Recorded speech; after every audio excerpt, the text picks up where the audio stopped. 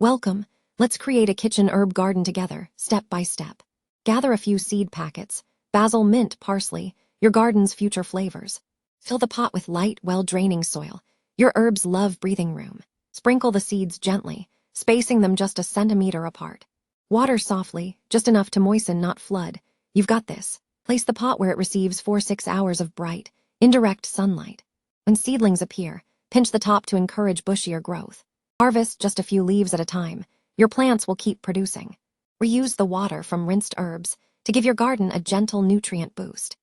Look at that growth. You've created a living kitchen companion.